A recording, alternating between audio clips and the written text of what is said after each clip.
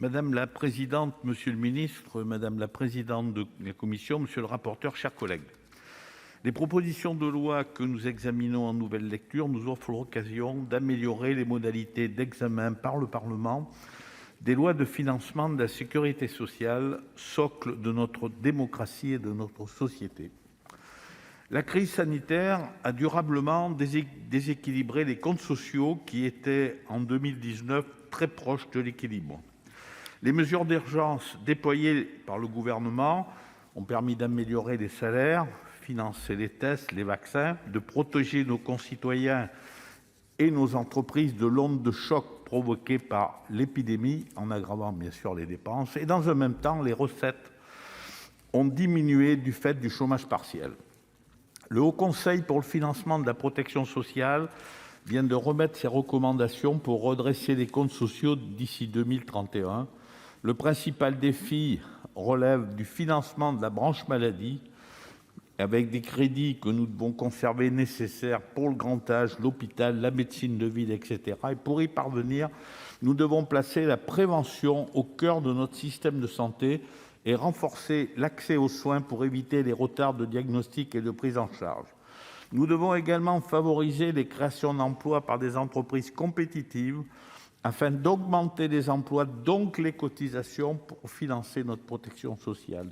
Pour trouver ce chemin du retour à l'équilibre, ces deux propositions de loi entendent rénover le pilotage des comptes sociaux en renforçant l'information et le contrôle du Parlement sur l'examen et l'exécution des lois de financement de la sécurité sociale. L'une des mesures principales porte sur la création d'une loi d'approbation des comptes de la sécurité sociale. Ce texte reprendrait l'ensemble de la première partie des lois de financement sur le modèle des lois de règlement relatives aux finances de l'État examinées à chaque printemps. La création d'un article liminaire permettra d'améliorer la visibilité des parlementaires sur la trajectoire financière des administrations de la sécurité sociale. Il présentera les prévisions de dépenses, de recettes et le solde pour le dernier exercice clos, l'exercice en cours et l'année à venir. Nous accueillons favorablement cet effort de lisibilité indispensable.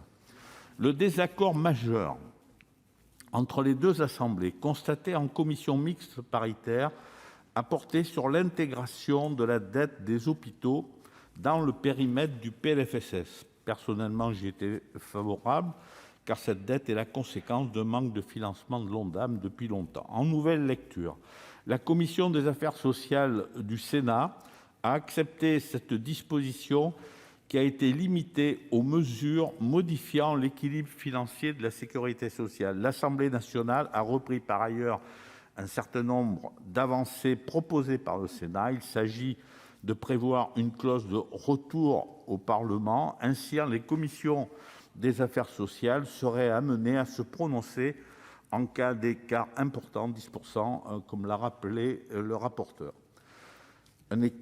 qui est constaté dans l'équilibre financier des comptes sociaux, et émettre un avis sur les mesures envisagées par le Gouvernement pour revenir à une situation d'équilibre.